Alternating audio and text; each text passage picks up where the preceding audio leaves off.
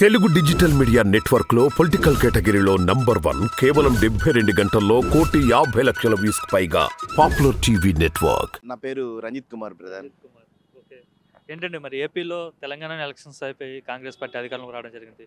ఇక్కడ ఏపీలో మళ్ళీ ఎలక్షన్స్ వస్తున్నాయి. ఎవరు అధికారంలోకి వచ్చే పరిస్థితి కనిపిస్తుంది ఏపీలో? ఖచ్చితంగా వైఎస్ జగన్మోహన్ రెడ్డి గారు ప్రభుత్వాన్ని స్టార్ట్ చేస్తారు బ్రదర్. ఎందుకు వైఎస్ జగన్మోహన్ రెడ్డి గారు ప్రభుత్వం స్టార్ట్ చేస్తారంటున్నారు? ఎందుకంటే 77 సంవత్సరాల స్వాతంత్ర చరిత్రలో ప్రభుత్వాన్ని ప్రతి పేదింటి గడప యొద్దకు తీసుకువచ్చిన ఘనత వైఎస్ జగన్మోహన్ రెడ్డి గారిది.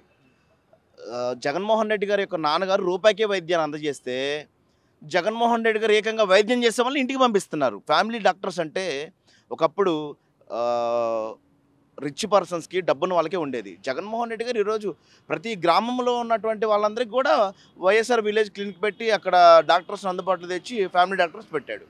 సో ఇంత ప్రభుత్వం మొత్తాన్ని ప్రతి పేదలింటికి ఎవరికైతే సంక్షేమ ఫలాలు కావాలో వాళ్ళ ఇంటికి నడిపిస్తూ ఉన్నాడు. కాబట్టి ఖచ్చితంగా జగన్మోహన్ రెడ్డి గారు వస్తారు. జగన్మోహన్ రెడ్డి పరిపాలన ఏం బాగాలేదు, ఒక సైకోలా పరిపాలిస్తుండు. జగన్మోహన్ రెడ్డి ఒక సైకో ముఖ్యమంత్రి అని చెప్తున్నారు. నెక్స్ట్ వచ్చేసరికి తల్లికి చెల్లికి న్యాయం చేయలేదు, ప్రజలకి ఏం న్యాయం చేస్తాడు జగన్మోహన్ రెడ్డి? ఏదో ఒక్క ఛాన్స్ అని 2019లో అడిగాడు కాబట్టి ఒకసారి ఇచ్చారు, కానీ 2024లో నో మోర్ జగన్మోహన్ రెడ్డి అంటున్నారు.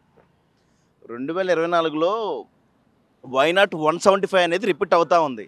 నో మోర్ జగన్మోహన్ రెడ్డి కాదు, 2024లో వైనాట్ 175 అనే నినాదం వినిపిస్తూ ఉంది.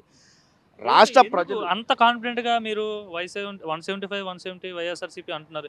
ఏంటి ఆ కాన్ఫిడెంట్ ఏంటి? ఒక పక్క తెలుగుదేశం జనసేన గతంలో అంటే విడివిడిగా పోటీ చేసి ఇప్పుడు కలిసి పోటీ చేస్తున్నారు. వ్యతిరేక ఓటు బ్యాంక్ అంతా కూడా చీలకుండా వన్ వైపే టర్న్అవుట్ అయ్యే అవకాశం కనిపిస్తుంది. మరి జగన్మోహన్ రెడ్డికి ఇబ్బంది ఉండదా? నెక్స్ట్ ఇంకా సరిమ్లా కూడా కాంగ్రెస్ పార్టీలో జాయిన్ అవబోతున్నారు. ఇవన్నీ జగన్మోహన్ రెడ్డి డ్రాబ్యాక్స్ కాదా?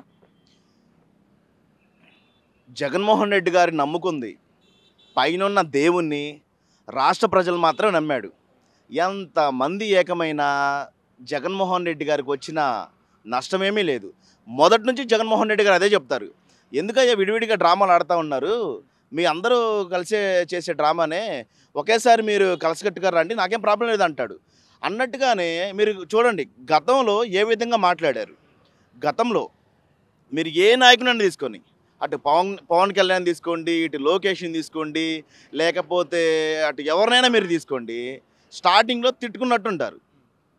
నువ్వు ఇది అన్నీ కూడా ఇప్పుడు ఇది సోషల్ మీడియా ఛానల్, ఇది అన్నీ తిట్టుకున్నట్టున్నారు. ఫైనల్గా మేము కలిసాం, మేము ఇట్లా నా తల్లిని ద్రోహించాడు, నా తల్లిని తిట్టాడు, నేను వదలను, అది ఇదని పవన్ కళ్యాణ్ గారు మాట్లాడారు. ఈరోజు చూడబోతేనేమో నేను సీఎం కావాలి అంటాడు, మళ్ళీ నేను ఎలా సీఎం అవ్వగలను, మీరెవరు నాకు ఓట్లు అయిపోతాను అంటాడు. అంటే ఇది రాష్ట్ర ప్రజల కోసం, అంటే నా వ్యక్తిగత స్వార్థం కోసం కాదు, రాష్ట్ర భవిష్యత్తు కోసం, రాష్ట్ర ప్రజల భవిష్యత్తు కోసమే తెలుగుదేశం జనసేన పొత్తు పెట్టుకుందనేసి పవన్ కళ్యాణ్ అంటున్నారు కదా. మరి నిజంగా మనస్సాక్షిగా ఉంటే రాష్ట్ర ప్రజల భవిష్యత్తు గురించి ఆలోచించే వాళ్ళైన ఏ నాయకుడైనా సరే చూద్దాం.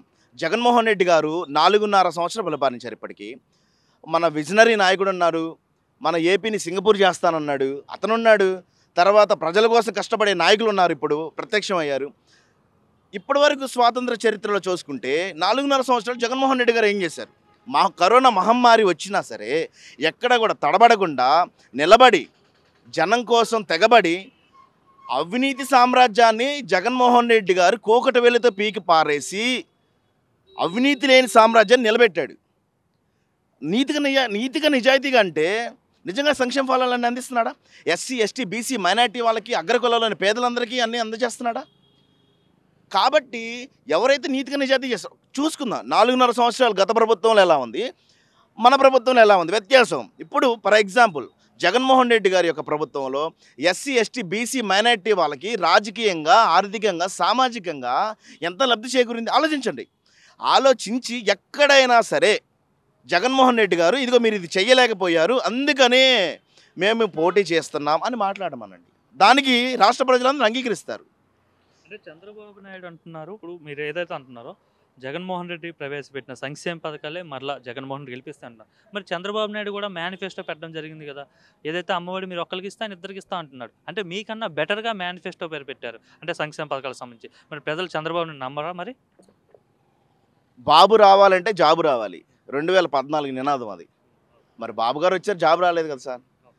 ఇప్పుడు డోక్రా అక్క చెల్లెమ్మలకు రుణమాఫీ చేస్తానని చెప్పి దాదాపు 14,000 కోట్ల రూపాయలు 14,000 కోట్లు ఉన్న ఆ సందర్భంలో 2014లో దిగిపోయే నాటికి 25,000 కోట్ల రూపాయలని డోక్రా అక్క చెల్లెమ్మల ఓట్లు అన్నీ దండుకొని 2019 దిగిపోయే నాటికి 25,000 కోట్ల రూపాయలు అయితే జగన్మోహన్ రెడ్డి గారు ఇచ్చిన మాటకి ఒకటే చెప్తాడు, మీ రాజన్న బిడ్డ తల్లి మాట తప్పను మడమ తిప్పనని.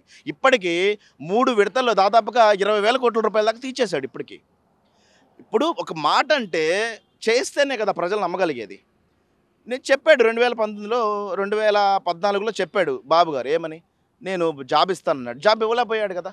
జగన్మోహన్ రెడ్డి గారు నవరత్నాలు ఇస్తే అపోజిషన్ వాళ్ళందరూ ప్రతిపక్ష వాళ్ళు ఏమని మాట్లాడారు, మీరు దీన్ని అంగో శ్రీలంకని చేస్తున్నారు, తర్వాత అంగోటి అది చేస్తున్నారు, ఆ దేశం చేస్తున్నారు.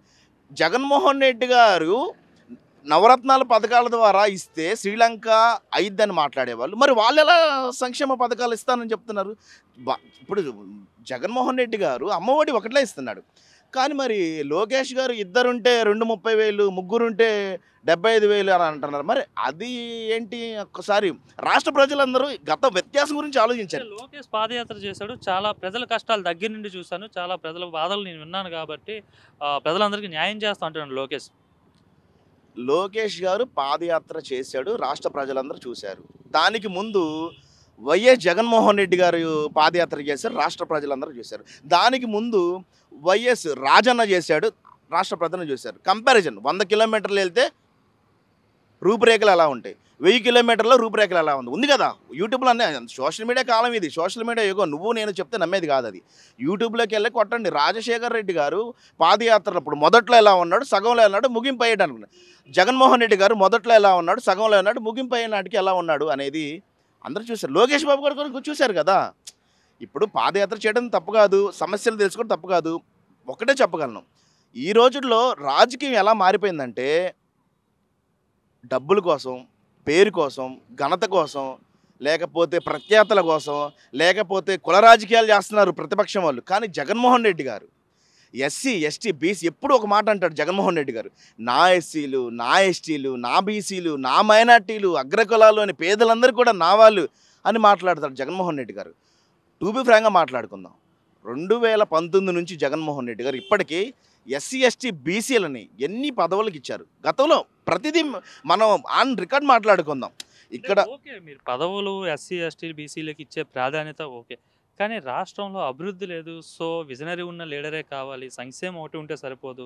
చంద్రబాబు నాయుడు అయితే విజనరీ లీడర్ కాబట్టి ఈసారి ప్రజలంతా కూడా తెలుగుదేశం, జనసేన వైపు, అండ్ న్యూ ఓటర్స్ కూడా చాలామంది కొత్తగా ఓట్లు వచ్చాయి కాబట్టి వాళ్ళంతా కూడా జనసేన పార్టీ వైపు ఉన్నారు, పవన్ కళ్యాణ్ వైపు ఉన్నారు. సో ఈసారి తెలుగుదేశం, జనసేన కూటమే అధికారంలోకి వస్తుంది అంటున్నారు చాలామంది. కొత్తగా ఓట్లు వేసే వాళ్ళకి నేను ఈ సందర్భంలో ఒకటే తెలియజేయాలనుకుంటున్నా, అభివృద్ధి అంటే అసలు ఏంటి? మొన్న కన్నా నిన్న బాగుంటే, నిన్న కన్నా ఈరోజు బాగుంటే, ఈరోజు కన్నా రేపు బాగుంటుందని ఒక నమ్మకం, భరోసా కల్పించినప్పుడు మాత్రమే అది అభివృద్ధి.